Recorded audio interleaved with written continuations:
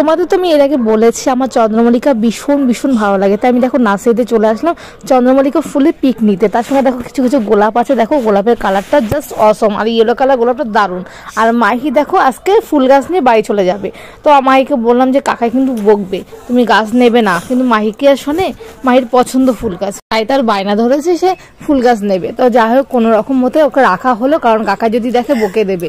তো তোমাদের আমি দেখিয়ে দিই যে গাঁদা ফুলগুলো, এই ফুলগুলো কিন্তু আমি বাড়িতে লাগিয়েছি, বিভিন্ন রকমের গাঁদা ফুল আছে এখানে। আর এটাতে কিন্তু একটু ছোট দেখা যাচ্ছে, কিন্তু অরিজিনালি ফুলগুলো অনেকটা বড়। আর আমার ছোট্ট ফুল দেখো সব চারিদিকে ফুল গাছ দেখছি, আর এখানে অনেক ধরনের ফুল আছে আমার জানা নেই, এত সুন্দর সুন্দর ফুলগুলো। আর এই ফুলগুলো দিয়ে না গাজরা বানাতে কিন্তু খুব খুব সুন্দর লাগে দেখতে, ফুলের কালারগুলো জাস্ট অসম লাগছে। সন্ধ্যেবেলা হয়ে গেছে আর আলো পড়ছে, দারুণ লাগছে। আর আমার পছন্দ চন্দ্রমল্লিকা ফুলের বিভিন্ন রকম বাহারি ফুল এখানে আছে, তো আমি যে চন্দ্রমল্লিকা ফুলটা পছন্দ করি হোয়াইট কালার, সেই ফুলটাই নেই, একটুকু আমার মন খারাপ। তাছাড়া ঠিক আছে, চল টাটা।